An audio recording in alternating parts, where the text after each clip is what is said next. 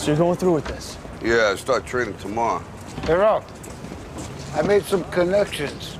I could make some money on this, endorsements. Absolutely, do that. Thank you, Rob. Sure. Okay. So you nervous about the fight? They're scared to death. You don't look scared? Well, you ain't supposed to. Then you don't have to do it. Yeah, well, I think I do.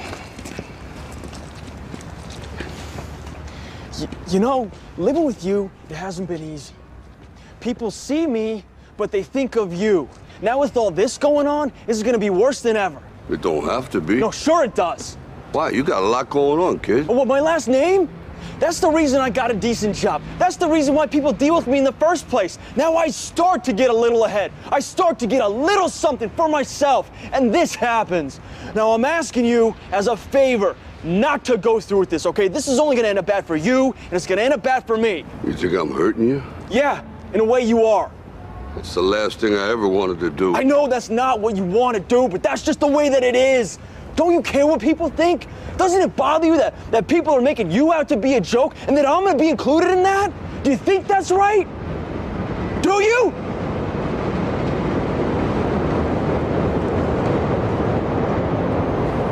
You ain't gonna believe this, but you used to fit right here. I'd hold you up and say to your mother, this kid's gonna be the best kid in the world. This kid's gonna be somebody better than anybody ever knew. And you grew up good and wonderful. It was great just watching you every day. It was like a privilege. Then the time come for you to be your own man and take on the world, and you did. But somewhere along the line, you changed. You stopped being you. You let people stick a finger in your face and tell you you're no good. And when things got hard, you started looking for something to blame, like a big shadow. Let me tell you something you already know. The world ain't all sunshine and rainbows. It's a very mean and nasty place, and I don't care how tough you are, it will beat you to your knees and keep you there permanently if you let it. You, me, or nobody is gonna hit as hard as life. But it ain't about how hard you hit.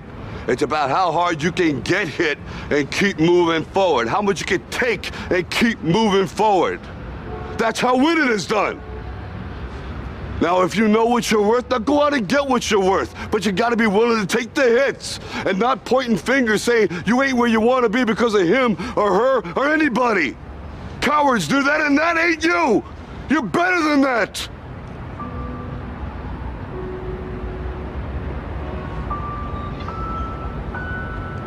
I'm always gonna love you no matter what. No matter what happens. You're my son, you're my blood. You're the best thing in my life. But until you start believing in yourself, you ain't gonna have a life.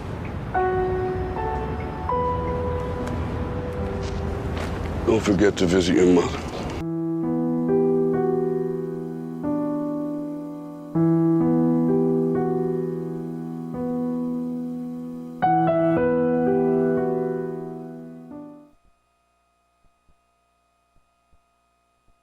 Guys. Morning. Get this turned on. Morning. Am I announced? Oh, there we go. That's a pretty powerful clip, isn't it? Yes. How many of you, that was the first time you've seen that? From the last of the Rocky movies. A lot of good themes in that. Well, welcome and good morning to y'all. This is AHM Connect. As Dan said, and our purpose here is to offer men hope and direction through biblical teaching.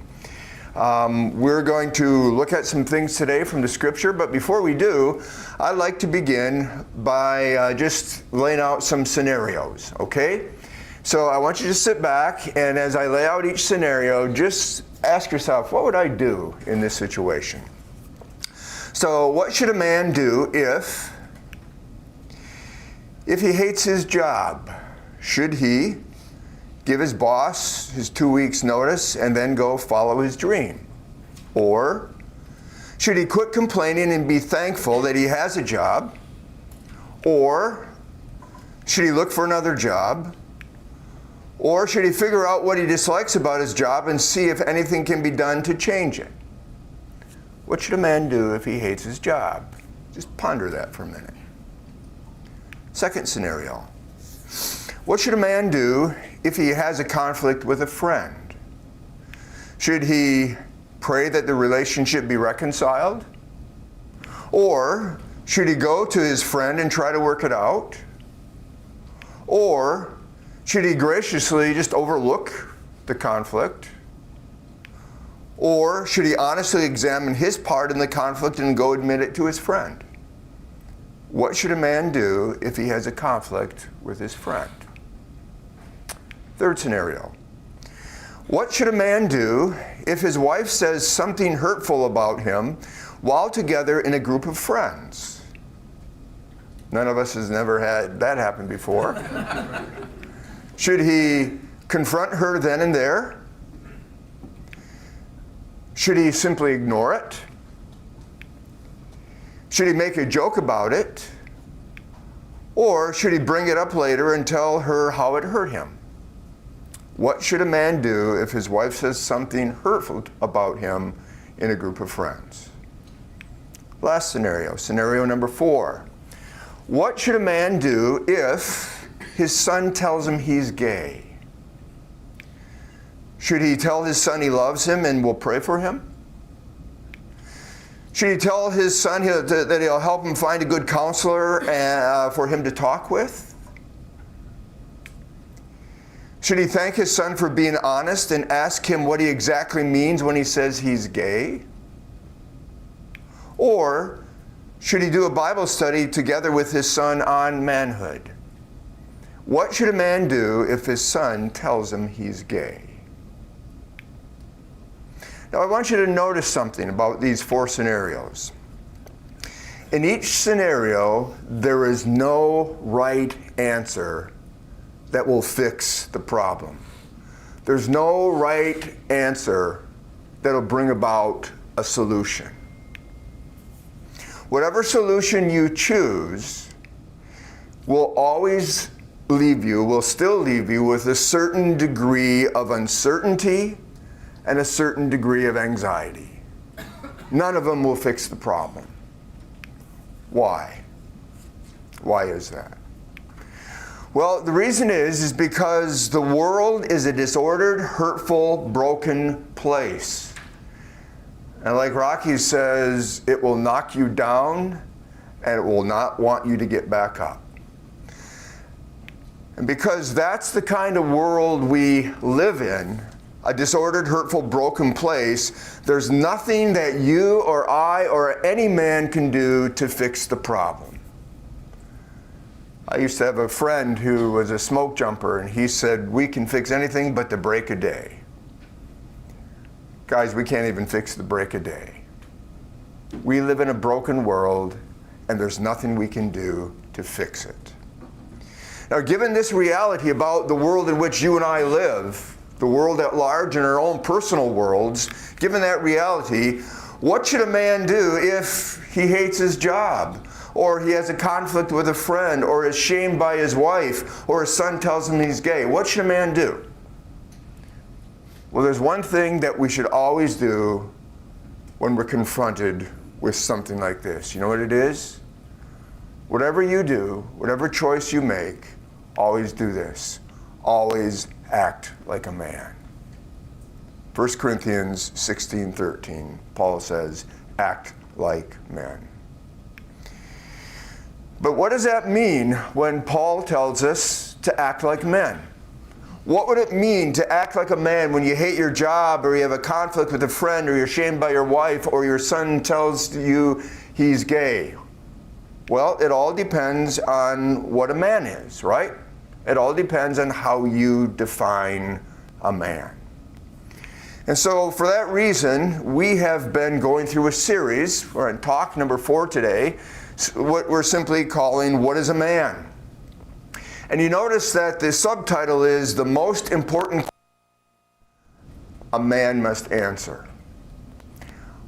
If you're a man, the most important question that you can answer is, what is a man? Why? Because God calls us to act like men, and if we don't know what a man is, and we don't know what it means to act like a man, whatever the problem that comes our way. And one of the reasons it's important, and really I think it's the most important reason, is if you look at the scriptures, what you learn is that God designed the world not just to put up with men, but to actually need men. Guys, the world needs us. It needs you as a man, and it needs me as a man, and it needs us to act like men. Not just any kind of men, but men of moral character. The world needs men with moral clarity. The world needs men with moral courage, and the world needs men with moral resolve. The world needs good men, as we've seen, that will bring order and beauty and life to the world by moving forward into the chaos.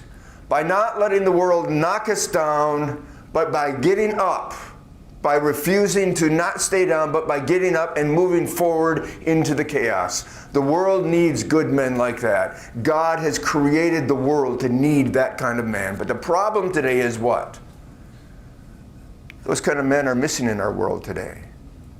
And as a result, you don't have to look very far, but you see the world is falling apart. What is a man? That's the most important question you and I can answer.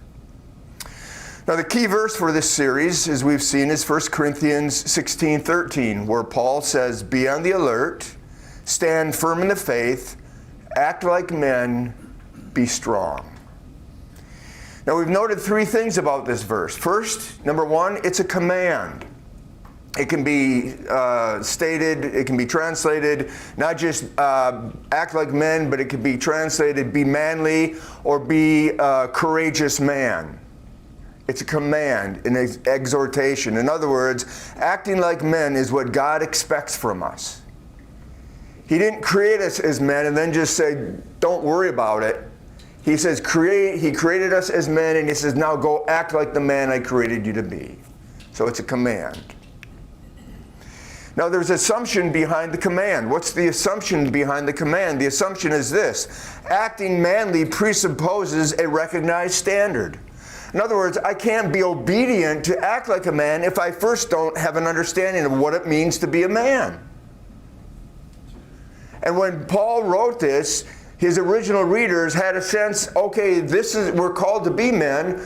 We have an idea of what that means. But what they understood it to mean and what we understood it to mean today are two different things. And so the third thing we noted is there's an important rule of Bible study. And that important rule of Bible study is this: while the Bible was written for us, it was not written to us. Everything in the Bible is meant to be for us, to apply to us, to learn and grow and respond to. But it was not originally written to us. The Bible was written to ancient readers who thought differently and saw the world differently. And it was written to them.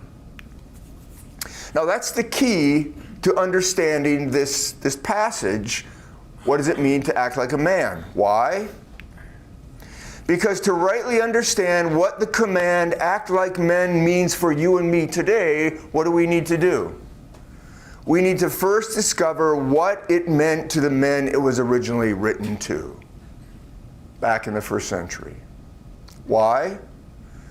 Because their idea of manhood, as I said, is very different than ours. Remember, we looked at this, I think, our first session. Our idea of manhood is shaped by a man-centered postmodern American culture framed in a secular story that ultimately devalues man. Man is just an animal. Man is not important. The environment will do better without men in the world. That's what we're being told today. Now, their understanding of manhood was shaped by a God-centered, ancient Jewish culture that was framed not in a secular story, but in a creation story that values men. Men were important for creation. Why? Because God made man in His image. And what I'm saying is this: for us to understand what it means to act like men and to be obedient to the command, we have to transcend our understanding of manhood, which is shaped by a secular story, and think about what it means to be a man from the way they originally understood it from the creation story found in Genesis 1 and 2. In other words, to properly understand the command, act like men like they did, we must reframe our understanding of manhood in a different story. And that's the story of creation. For example, they understood the whole world came into existence because there was a God who made the world. And he made mankind to be like him, a loving God who wanted a family, and he made men and women. And he made men to be in a certain way, and he made women to be a certain way. And together they would live in this world to advance God's purposes for his glory. So they started with the creation story. And from that creation story, that became the source of their standard for understanding masculinity. If you wanted to know what it meant to be a man, you go back to the creation story. When they had that manhood standard based on the creation story, when they heard the command that Paul gave originally, act like men, they had that standard in mind and it went back to the creation story. Okay? Now today we start with the command. And when we hear the command, act like men, what we're saying is there's a standard of masculinity that it presupposes. And the question is, what does that mean? Where do we get that standard from? And ultimately, we get that standard from the creation story. In other words, we have a command, act like men. We're told, this command has an assumption what it means to be a man. And to understand what that assumption is, there's an important rule of Bible study, and what is it? The Bible was written for us, but it was not written to us. We got to go back to the story of Genesis to understand the standard. And once we understand the standard, what masculinity and manhood looks like, then we can say, this is what it looks like to act like a man in this situation, in this scenario, when this problem comes our way. Okay? So then, last time we began, in light of all of that, we began to unpack this creation story. And we looked at Genesis 1, and we basically saw that Genesis 1 introduces us to the God who made man. And we can sum it up like this. Genesis 1 tells us that he is a God who powerfully speaks and moves into a chaotic and uninhabitable place. And he does so to create a world of order, beauty, and life where people can thrive and relationships flourish. If you look at Genesis 1 and you just look at it from 10,000 feet, this is in essence what it's telling us. That God is a powerful God. He speaks and moves into chaos, and he brings forth order, beauty, and life. Why? Because he's going to place human beings there, and he places them in this kind of a good environment so that they can thrive in relationships with him and with each other, and creation can flourish. That's the God of Genesis 1. That's the God of the creation story. Now, Genesis 2 introduces us to the man that God created. In other words, Genesis 1 says, here is God, and now Genesis 2 says, here is the man that God created. And what did we see? Remember? What we saw was this. God creates Adam to image him as Zakar. It's the Hebrew word male. He's a male image bearer.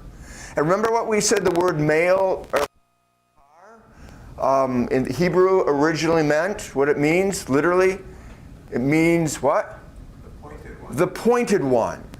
And the idea is one of forward movement, one that pours forth life, one that bears fruit. So there's the idea of movement and fruitfulness and life-giving. It enters in and brings forth life. That's the idea of Zakar. So God creates men to image him as Zakar. And then he places that first man into a good but untamed world and says to that man, be like me, do what I did. Look what I did in Genesis 1. You do that same thing now in Genesis 2.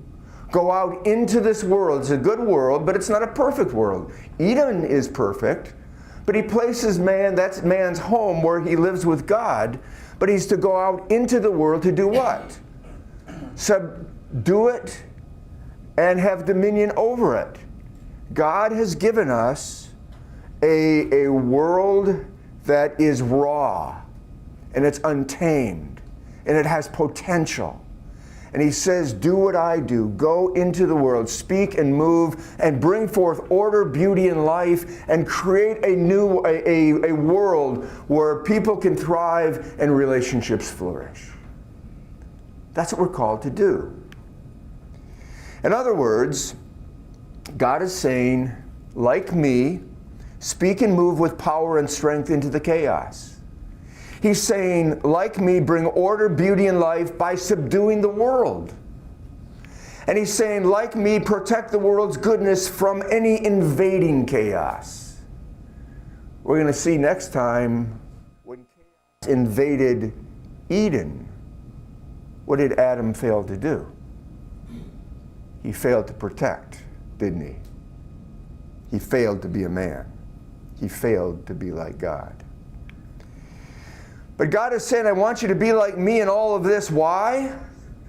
So that the world will continue to be a good, life-giving, God-centered place where people thrive and relationships flourish. Guys, that's the mandate God has given to men. That is the masculine mission. That is why we are here. That is what we are for. Okay? Put another way, God made men to be like him, so that we could partner together with him in his ongoing purposes for his good but untamed material world. That's who we are, that's what we're for. Now, based on that creation story, we offered a definition of manhood, okay? So what is a man? Here is our definition, based on the creation story. A man is an adult human male image bearer. That's the what of manhood. And he was created and tasked by God to partner with him in advancing God's ongoing good purposes for human flourishing. That's the why. That's why we're here of manhood. And we're to do that by uniquely reflecting through both our presence, and through our movement, God's transforming power that brings order, beauty, and life to chaotic places. That's the how. That's how we function. Through presence and through movement. Now, our purpose today, given that definition, our purpose today is ask this question. If God made us as men to be like him by moving forward into the chaos, by moving forward into the world that is chaotic, then how should we view the chaos when we move into it? How are we to think about the chaos? How are we to understand the chaos? And here's today's thesis. Chaos should be viewed as, we should think of chaos, we should understand chaos, not as something to be fixed by finding the right answers or coming up with the right solutions. What should I say to my son if he tells me he's gay? But rather, it should be viewed as something to be engaged, not by finding right answers, but by asking questions where there are not necessarily any clear answers.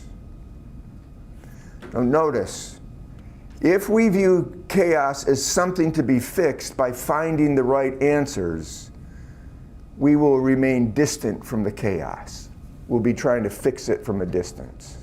And remember what we said, one of the things of masculinity is not just movement, but it's presence and movement. We won't be present. But if we view chaos as something to be engaged by asking questions, where there are not necessarily clear answers, then we won't be distant from the chaos, then we will find ourselves present right in the midst of it. And that's where God was in Genesis 1. And that's where he calls us to be as men, as we are like him in the world today. Okay? Now let me give you an example. Great example of this is found in the book of Job. The book of Job describes two different approaches of men who are dealing with chaos. Okay? One approach is Job's friends. Remember Job, he's the most righteous man in all the world, and then Satan comes and says, oh, you think he's the most righteous man? Well, anybody would be the most righteous man, because who would kill Santa Claus? You know, you're like Santa Claus to him. And God says to Job what? Or to Satan what? You can take everything away from him but his life. And so everything begins to fall apart. And Job's friends come, and the first several days they mourn with him and they're present with him, but then they couldn't stand it anymore, and then they started to offer what? Answers. Job, this is going on because this has happened in your life because of this, and this is going on in your life because you didn't do this right or you did that wrong, and if you just change all these things, then everything will be right. In other words, they viewed the chaos as something to be fixed by finding the right answers. But they didn't come up with any answers, did they? Because there were none. And because they looked at chaos as something to be fixed, they remained distant from the chaos. And God was missed. And the chaos and the isolation increased. Now, Job, on the other hand, dealt with his chaos in a different way. Not as something to be fixed, but something to be engaged by asking questions where there were no answers. Guys, he just didn't ask nice questions. He wrestled with God, didn't he? And he wrestled with God by saying, God, if we went to court and I presented my case, you presented your case, I would win and you would lose, because this isn't right. What are you doing? He wrestled with God. And you know, at the end, he never got any answers. God didn't tell him anything. How did God answer Job? With more questions. Job, you think you've got some questions that you can't answer. Let me give you some more that you can't answer. Where were you when I did this? Where were you when I created this? Where were you when I did all these things? But what I want you to see is Job's approach.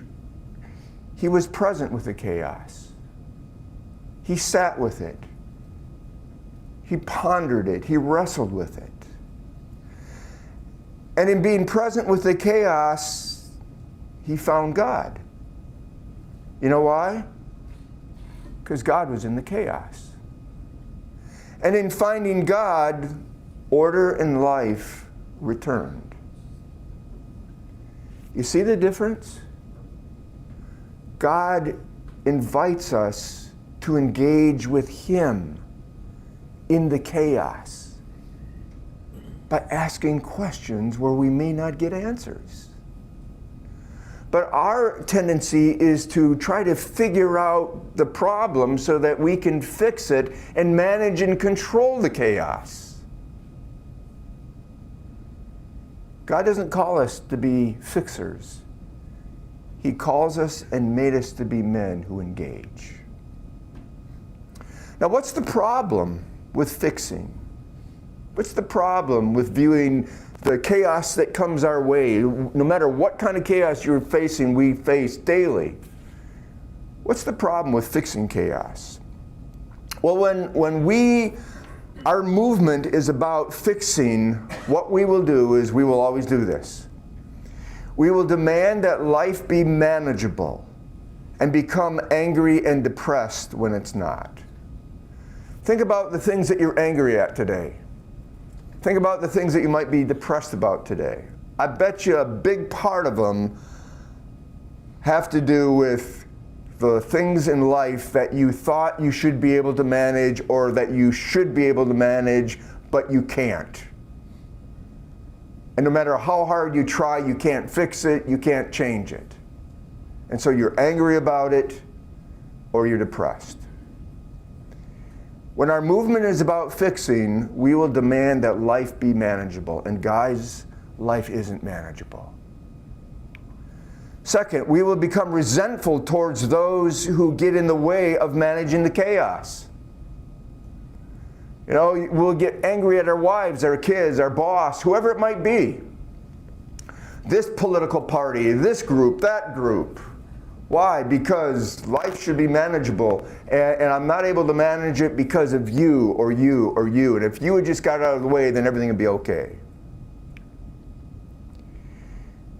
When our movement is about fixing, we will always then work to protect ourselves from being viewed as inadequate by attacking or blaming or excusing or avoiding.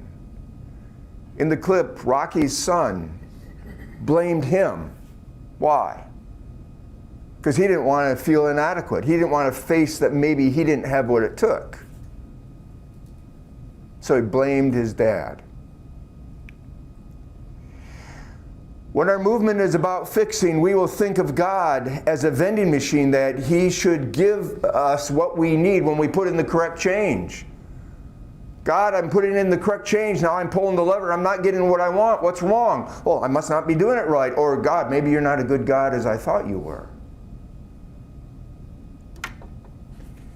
And when our movement is about fixing, we're going to seek relief from the chaos that we can't manage. You know how we seek relief? By numbing ourselves to the pain with alcohol and drugs, by pleasuring ourselves with fantasy and food, and by distracting ourselves with hobbies and activities where we can be successful and so we feel strong, incompetent, inadequate. Guys, this way of thinking about life, that as men we should be able to move into it to fix things, comes from the secular story, not the creation story. And the secular story says this: I am the point of life, and everything should revolve around me just the way I want it to. And when we live as the point of life, we will always miss God. Our masculinity will be diminished. We will live submasculine lives, and when we live submasculine lives, the chaos increases. And the world will continue to fall apart because the world needs good men. Men who do not see themselves as the point of life. Now contrast that. When a man's movement is about engaging the chaos, as opposed to fixing it. What's the difference? Well, we will have an opportunity to find God who is sovereignly moving in the chaos. Guys, when God finished creating, He just didn't sit back and say, okay, now go do it. He continued to work, but now He's asking us to partner with Him in the chaos. So when we move into the chaos, guess who we find there if we are willing to look? God, who is already there working and moving. Second, when we are about engaging the chaos, we will have the opportunity to be like God by moving forward with God in the chaos. God didn't stay distant. In the beginning was God created the heavens and the earth. And the earth was formless and void. And God, what? Hovered. He was present, watching it over it all. When we engage, we have the opportunity to be like God by being present. Third, we have the opportunity to act like a man by doing what God designed us to do.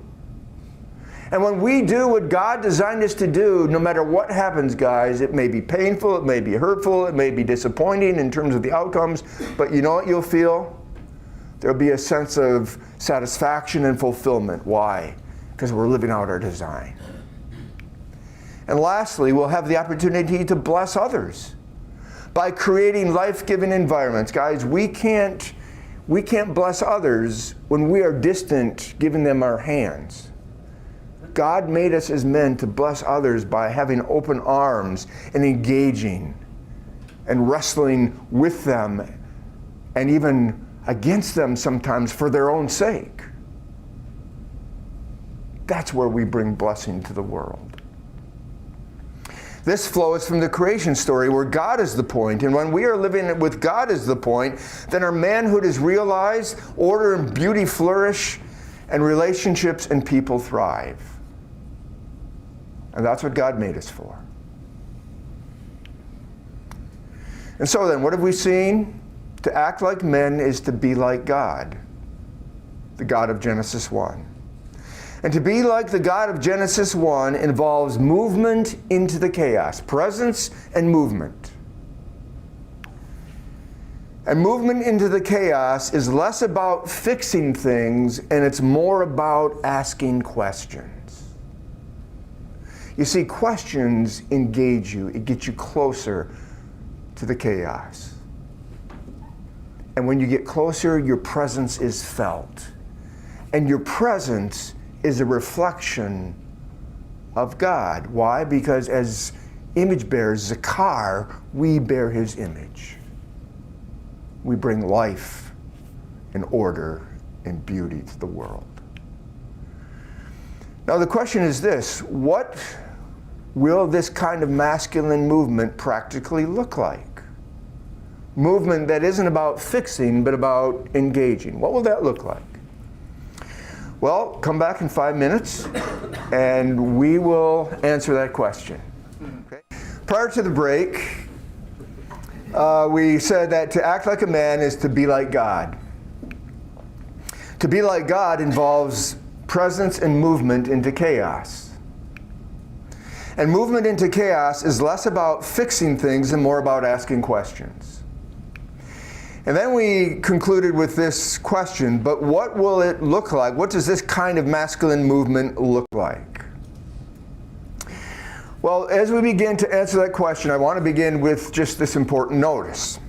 Not all masculine movement is created equal.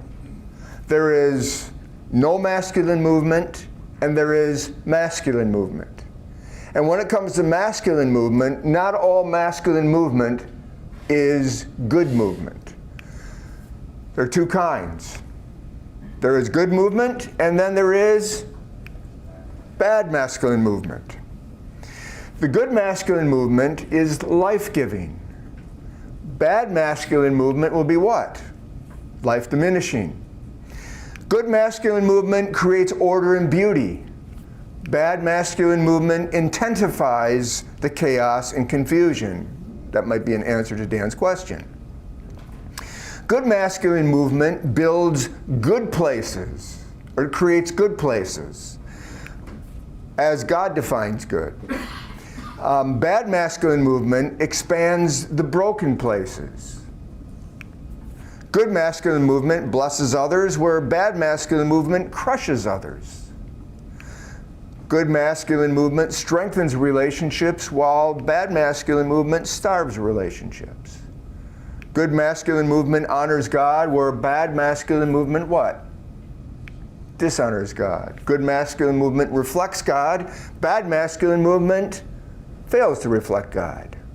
Two different types of masculine movement.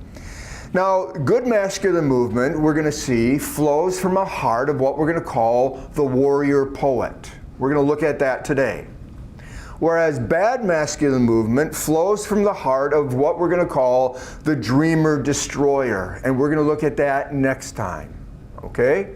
So the heart of a warrior poet versus the heart of a dreamer destroyer. So with that in mind, let's look at good masculine movement that comes from the heart of a warrior poet. Now, a warrior poet is characterized by two things: courage of a warrior and the imagination of a poet. Courage and an imagination. That is part of what it means to live as a man. Let's look at the first one, the courage of a warrior. What is that? Well, a man with warrior courage never says or does anything that will give him a reason or an excuse to stop moving forward into life's chaos. I think that's why that Rocky clip is such a great clip. What does he say? The world is going to knock you down and you're not going to want to get up. It's going to want to keep you down. But what does a man do? He gets up no matter how hard he's been hit, and he keeps moving forward, and he keeps moving forward. And he never finds a reason to roll over and die. He never makes an excuse where he can just stop moving. That's the idea of warrior courage. Why? Because a warrior's heart is driven by resolve. I'm going to keep doing this. I'm going to keep doing this. I'm going to keep doing this. And his mind will not entertain or consider defeat. That's not even on my agenda. He may be defeated, but guess what? He's not going to be defeated because he just lays down and quits. And as a result of this kind of courage, he will not remain in safe places where there are no risks. And he will enter into chaotic places that scare him. They'll scare him to death.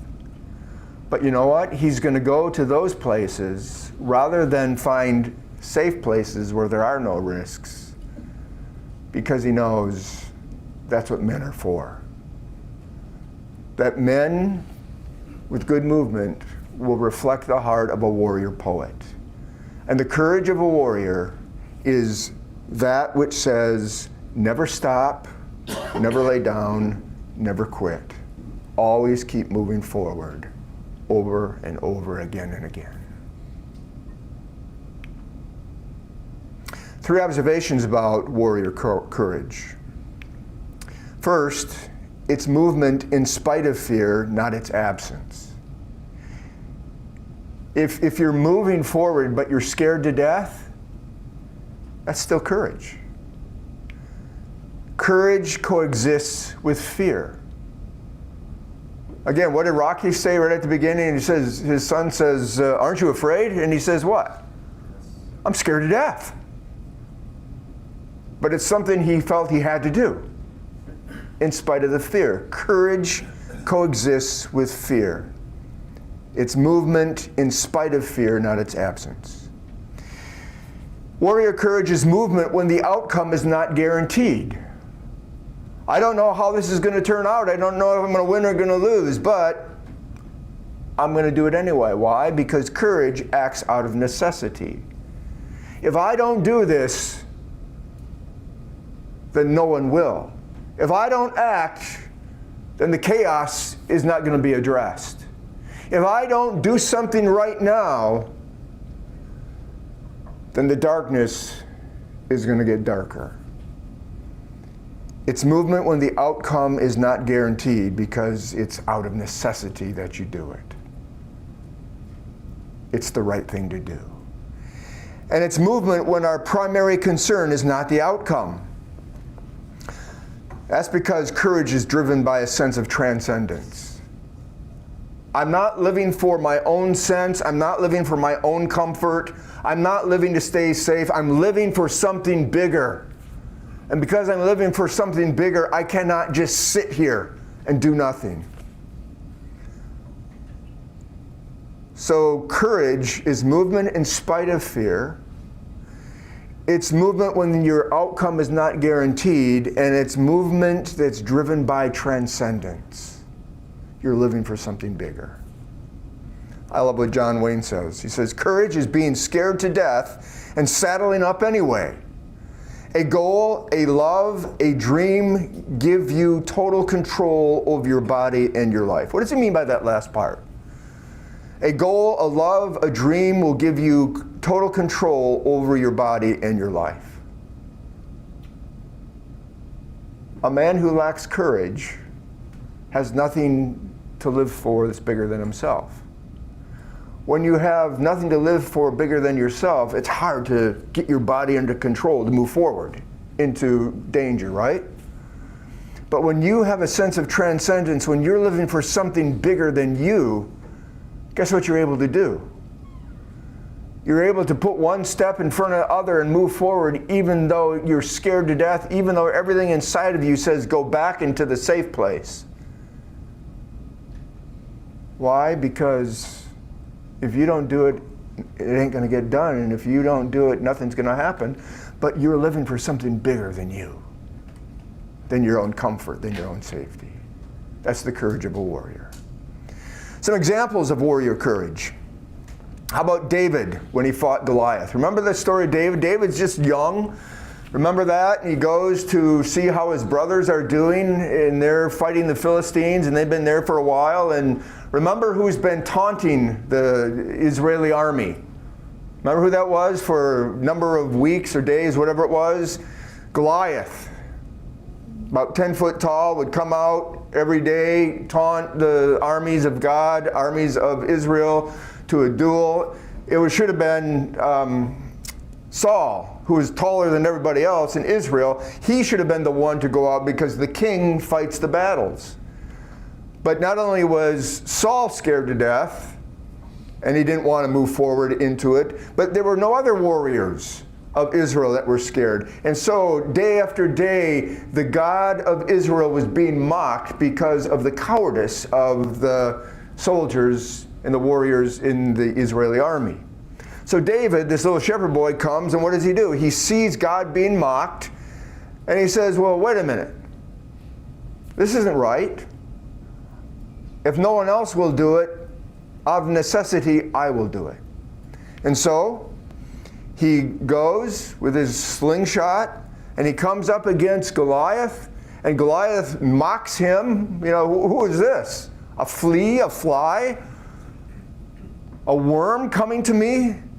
And he says, David says, you come to me with sword and spear and javelin, but I come against you, not in my own strength and might, but how? In the name of the Lord Almighty, the God of the armies of Israel, whom you have defiled. That's courage. And then there's Shadrach, Meshach, and Abednego. Remember those guys in the book of Daniel? They were taken captive to Babylon, and there in Babylon they lived until the day everything was okay, until the day that Nebuchadnezzar decides that he's a little arrogant and he wants now everybody to bow to him as God. So he makes this great big statue in his image that was to represent him, and when the image came and you saw it, you were to bow before it, and everybody was bowing. All the Jews that were there were bowing before, but there were 3 Jews that didn't. Shadrach, Meshach, and Abednego. And they came to them and said, hey, do you know what's going to happen to you by not bowing? You're going to get swallowed up in this furnace. We're going to throw you into this furnace, and then you are going to perish.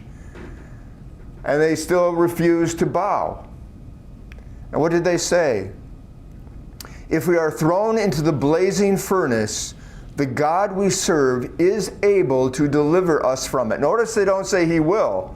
They don't know what the outcome is going to be. They just know what? They're not going to do this. They're living for something bigger. But if he does not, we will not serve your gods or worship your golden image. Guys, that's courage. These men moved with courage into life's chaos in spite of the fear. I'm sure they were scared to death. I'm sure David was scared to death. But courage isn't the absence of fear. It coexists with fear. It's movement in spite of it. They moved when the outcome was not guaranteed. David didn't know what was going to happen. Shadrach, Meshach, and Abednego didn't know what was going to happen, but they moved out of necessity. No one else is standing up for the Lord here with Israel's army or the Jewish captives. We will. And it's movement when not having the outcome as their primary concern. They were living for God's glory and not their own comfort and safety. Guys, that brings courage to our hearts. So how do we develop this kind of courage? I don't know about you, but that's something I want. 4 ways. Number 1, tears for others. What do I mean by that? by recognizing how your lack of courage negatively impacts those you love. I learned this, in the early 90s, when I began to see that how my lack of courage as a man really began to impact my wife in a bad way. And when I began to just listen to her and see that my lack of courage, my lack of movement towards her was crushing her, it was hurting her. And so it was those tears that said, I can't do this anymore. I can't be a coward as a man anymore. I gotta change. And then necessity of movement. By understanding that if you don't move, the chaos will grow. I understood as a man that not only is this hurting my wife, but nothing's gonna change if I don't act. I've got to do something. I didn't know what I was going to do, but I knew I had to do something. A sense of transcendence is a way of developing courage. By realizing that your movement is part of something bigger.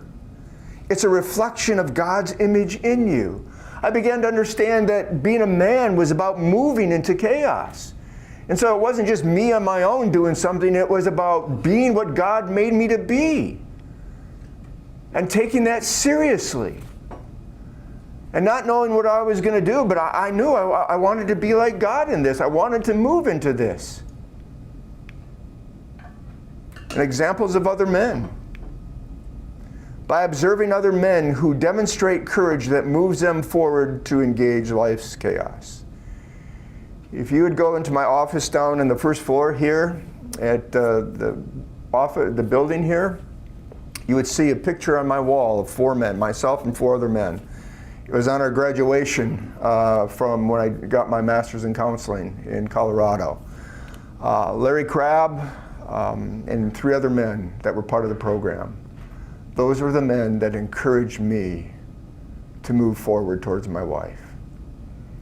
And one of the ways they encouraged me was by their own lives.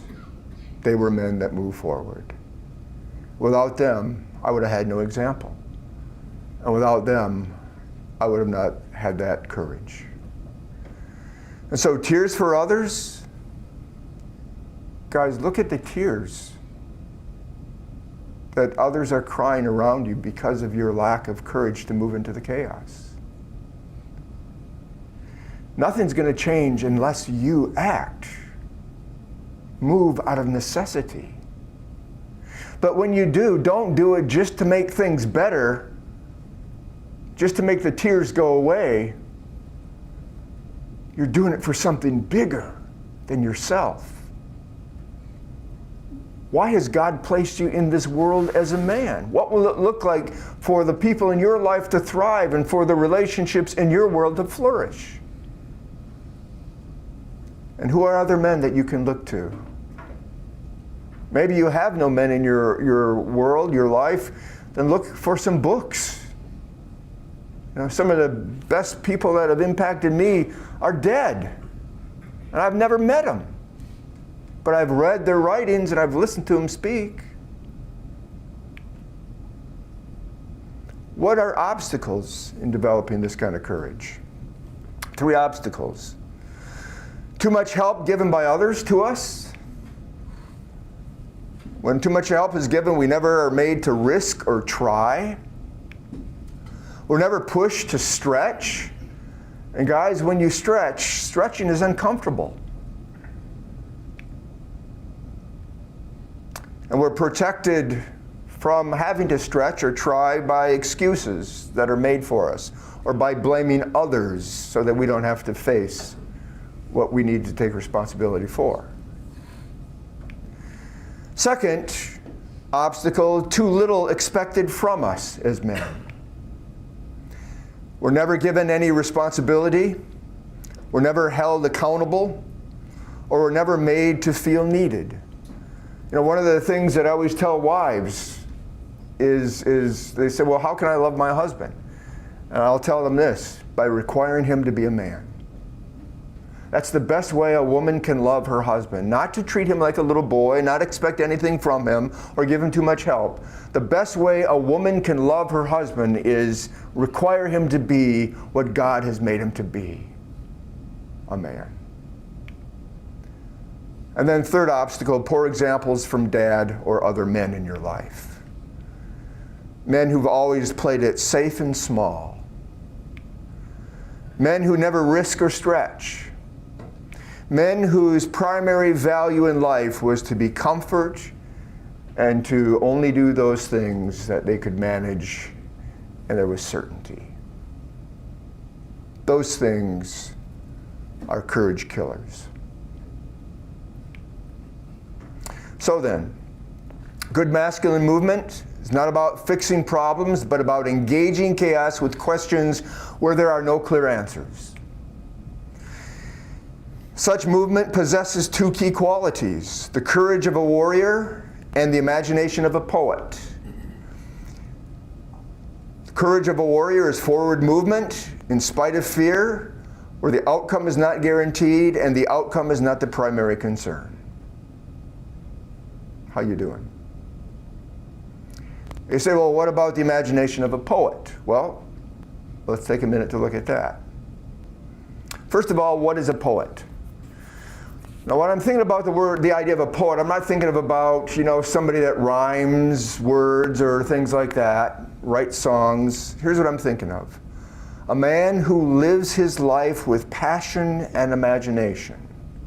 And he lives his life with passion and imagination. He may not be able to even rhyme a word, but he lives with passion and imagination as a result of four things. First, he has trained himself to feel the brokenness of the visible world by learning to remain present in the chaos. He knows that this world is broken, but he knows it's more than just a knowledge.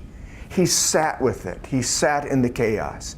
And as he sat in the chaos, he knows this isn't the way it's supposed to be. But he not just knows it, he feels it. And he's learned to feel it deeply. Why? Because he's sat in it and he's trained himself to feel it, to feel the brokenness of the world.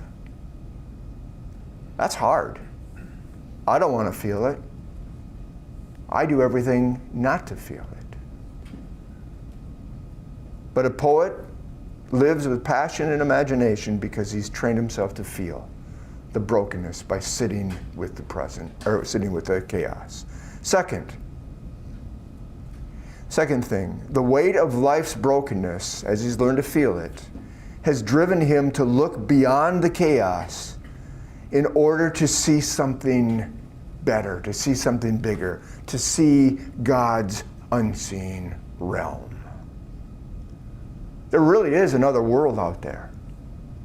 When God created in Genesis 1, what we see is God created a physical world and God created an invisible world, a visible and invisible world. And where they came together, like a Venn diagram, I love Venn diagrams, don't you? Where they came together was Eden. Eden was where God lived, but it was where the invisible realm, beings, spiritual beings, angelic beings, came and walked with God, but they lived in the invisible realm.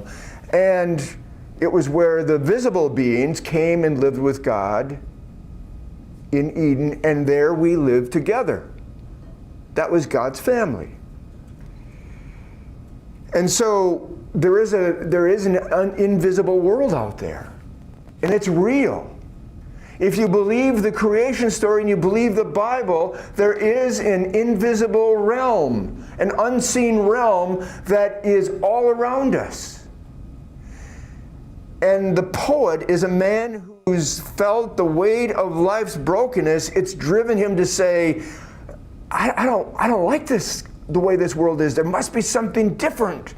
And he's learned to look for that unseen realm, to see God's unseen world around him. Third,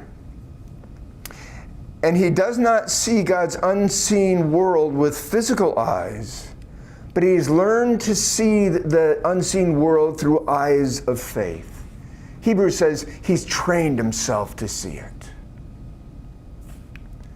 And the fourth thing I want you to see about passion and imagination is that through eyes of faith, he learns to ask questions that let him begin to imagine what God might be presently doing in this chaotic mess, and then moves into that chaos to join God there.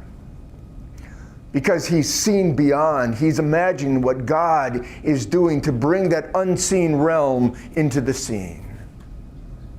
That's a poet. He lives with passion and imagination. He sees the world through eyes of faith that allows him to see a very different but very real unseen world. Abraham was an example of this. Listen to what Hebrews 11, 8 through 19 says. By faith, notice, by faith, Abraham, when called to go to a place he would later receive as his inheritance, obeyed and went, even though he did not know where he was going. He didn't know where he was going. He didn't see anything. He was just told, I've got a place over here for you. And he, by faith, the author of Hebrews says, what? He just went. And even when he reached the land God promised, he lived there by faith. For he was like a foreigner living in tents. Abraham was confidently looking forward to an unseen city with eternal foundations, a city designed and built by God. He went there, not knowing where he was going by faith, and as he got there, he lived in tents. There wasn't this city that he was expecting, but he knew God was going to bring it. It was yet unseen, but he saw it by faith. Not only that, by faith, he says, Abraham, when God tested him, offered Isaac as a sacrifice. He who had embraced the promises was about to sacrifice his one and only son, even though God had told him, Isaac is the son through whom your descendants would be counted. Remember? I'm going to give you this great family, and you're going to go to this place that you don't know, and you're going to live in this great city you don't see, and it's all going to come through who? Isaac. Now God says, oh, by the way, you're here in this promised land where there is no city yet and you don't have a family yet, and the one person that's going to bring forth your family, I want you to know what? I want you to sacrifice. I want you to kill. What does he do? He sacrifices him. At least he begins to go through the process, and what does God do? He stops him right before and he says, Abraham, Abraham, now I know that you would have not withheld your son, your only beloved son, whom I've given to you. Now, why did Abraham do that? Well, look at it says, Abraham pondered that if Isaac died, God was able to bring him back to life again. And in a sense, Abraham did receive his son back. In other words, he says, oh God, this is a lot of chaotic mess you've brought me into by asking me to kill my son. And he moves into that chaos, but he moves in with imagination. God is here. God has made promises. What's God going to do? Maybe he's going to raise him from the dead. Maybe he's going to do something else. He didn't know, but he asked questions. And it moved him into the chaos. And guess what he saw? He saw God. So what's Hebrews 11 telling us? Through eyes of faith, Abraham looked beyond the chaos of the desert and death to see a real, unseen, eternal city that would be home to his not yet existing family. That's what it's telling us.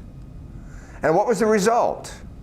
Well, he held tight to God's promises about his future. He was not overcome by the chaos and confusion, and he imagined what God might be up to into the chaos. And as a result, he took the risk, he moved into the chaos, and he trusted he would meet God in that chaotic place. That's a poet. That's the imagination of a poet. And when you combine that with the courage of a warrior, guys, that produces good movement.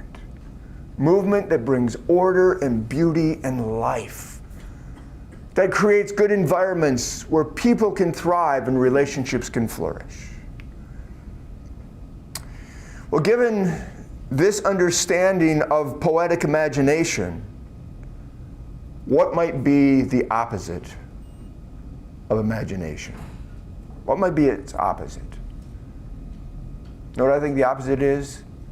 Greed. Greed, you say, how so greed? Well, poetic imagination says there's something bigger than me, right? I am not the point. What does greed say? Greed says there is an emptiness in me that must be filled. I am the point. Everything exists to do what? Fill that emptiness. And if there is a God, then he exists to do the same thing. Greed prevents me from seeing beyond myself. Greed causes me to see everything as useful to filling me.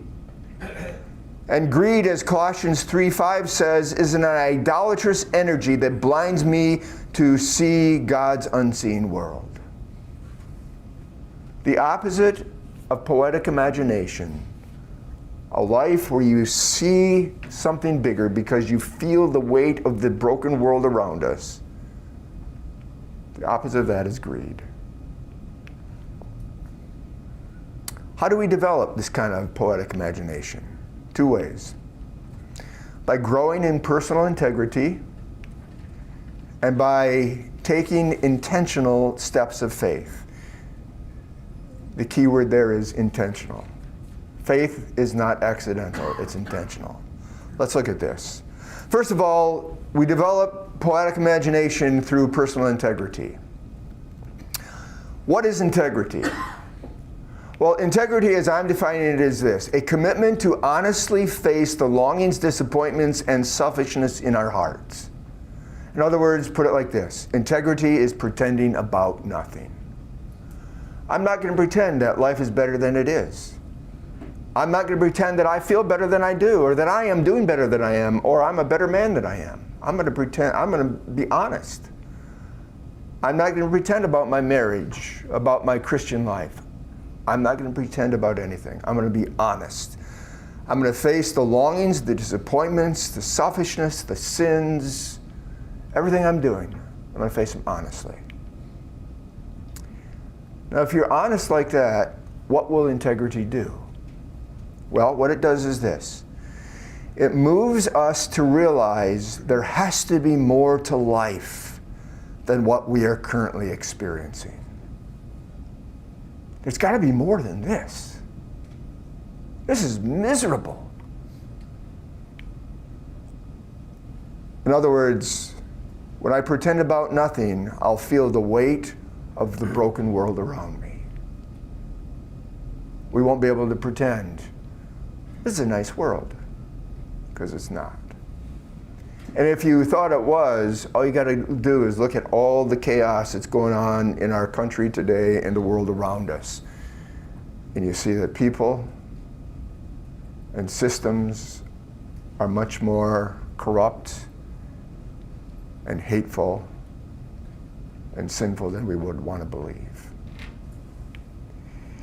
C.S. Lewis put it like this. He says, when we come to honestly face the disappointed longings in our souls, it will be then we realize that we were built for another world.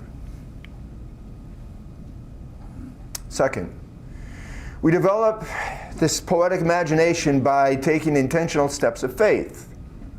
So what is faith? Well, Hebrews 11:1 says this: faith is the underlying substance of our hope. It is the settled conviction of things what? Unseen. Now let me fill this in here with an interpretive paraphrase. If you look at the whole book of Hebrews, here's how we might add to this. Faith, and what is faith in the book of Hebrews? Faith is in King Jesus, the exalted Son, the better high priest, and his promise of a coming new world. A new world is coming. And it's different than this, and it's better than this. And it's what we've been longing for. But it takes faith to persevere, and it takes faith to hang on to this, he says. And it's this faith that is the underlying substance of our hope. What's the hope? Our hope is what enables us to remain loyal to Jesus in the chaos. Faith breeds hope, and hope gives perseverance. That when the chaos comes, we don't roll over and die. There's something bigger to live for, and there's something better that's coming. And we can begin to taste it now. We can begin to glimpse it now. How? Like Abraham did, through eyes of faith.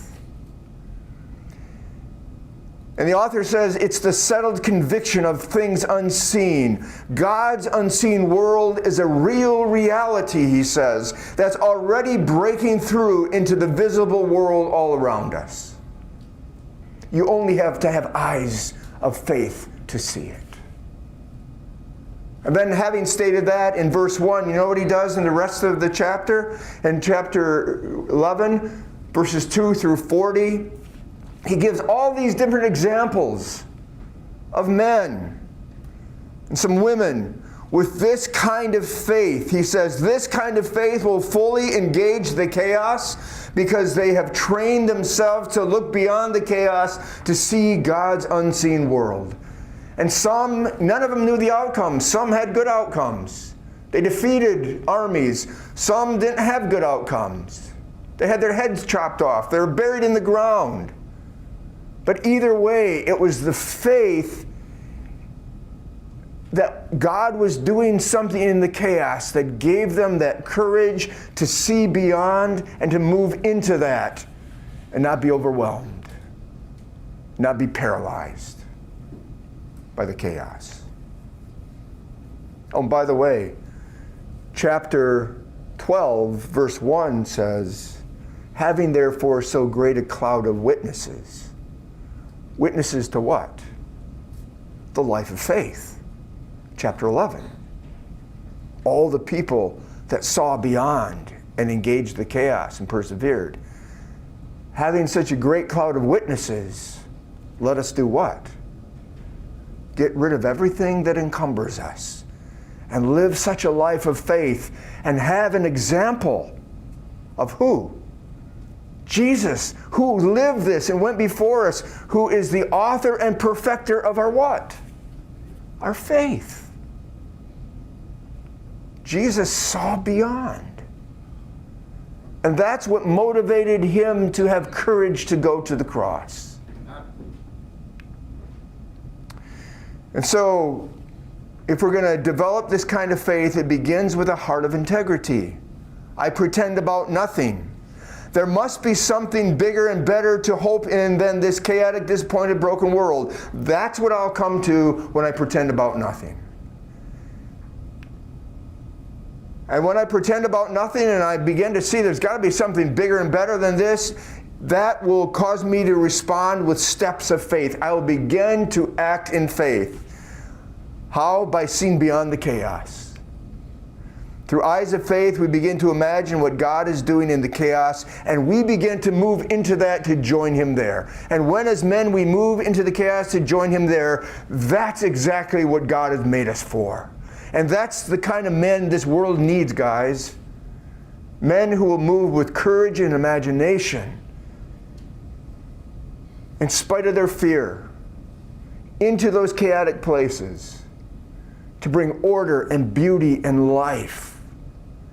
To create good environments, healthy places where the people in our lives can thrive and the relationships around us can flourish. That's what a man is. That's what a man does. That's what you are for. That's what I am for. When Paul in 1 Corinthians 16 says, act like men, that's what he means.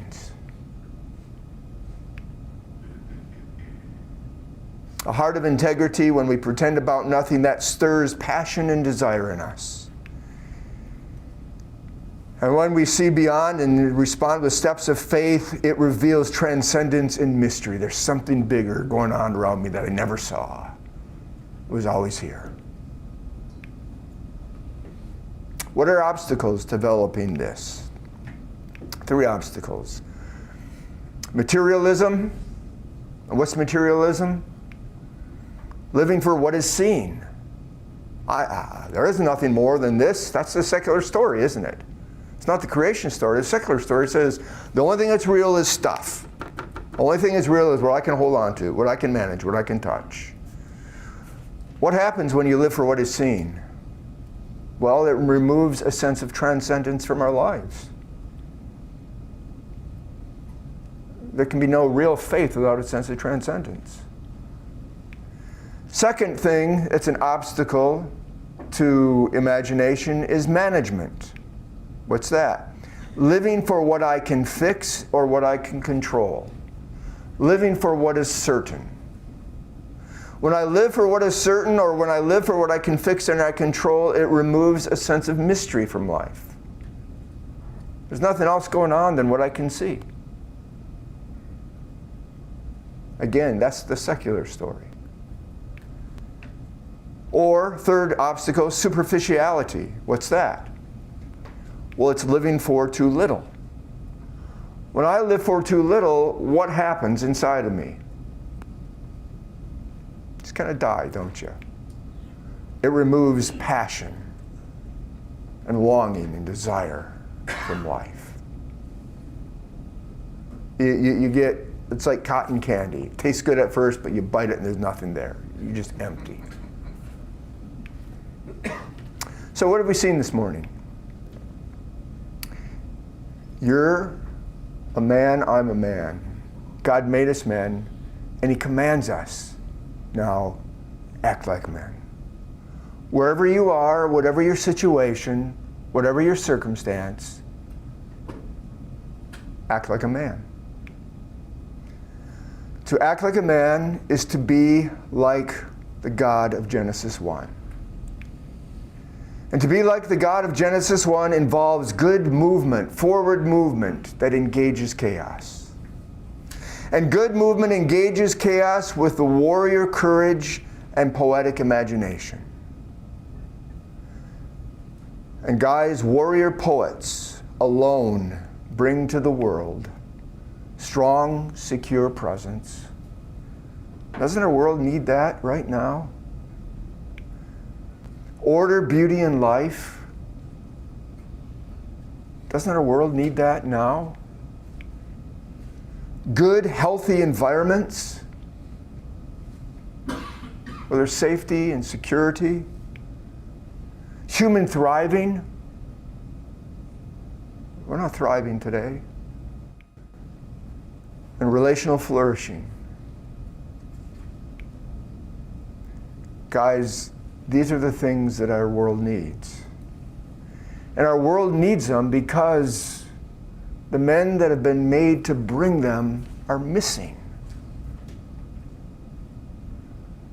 One of the reasons that AHM exists is to give hope and direction to men so that we can become these men that are missing. And we can begin to cooperate and work and partner with God in raising up the kind of men that He has made for this world. Not powerful, famous men that can fix everything, including the break of day. It is ordinary, normal men. Guys like you and me. That move with the courage of a warrior and the imagination of a poet. Not because we're special, but because we've learned to see something bigger and know what we've been made for. And we're committed to that. We're men of resolve and men of courage. I want to leave you with a closing scenario. You ready for this one? Take this home with you and ponder it. When you get home today, imagine your wife is sitting on the couch. And as she's sitting there, she's crying. And so you bravely ask her, honey, what's wrong? And she looks at you and she gives you the answer that you didn't want to hear. It's us. it's us, what's the first thing that you feel? Terror. What should a man do? Should you pretend you didn't hear her and go out and work in the yard? It's a nice day. Or should you get angry and tell her she's too sensitive and that she doesn't really appreciate how good she's got it? I mean, you could be married to Sally's wife or Sally's husband. Or should you get out your calendar and plan a date night? Or should you go to Walmart and buy her some flowers there? I hear they got good deals. Or should you give her a kind of a side hug and tell her that you'll try harder by practicing what you're learning at the men's meetings? That's the answer right there. What should you do? Well, whatever you do, you should act like a man. Move into the chaos to engage it with courage of a warrior in the imagination of a poet.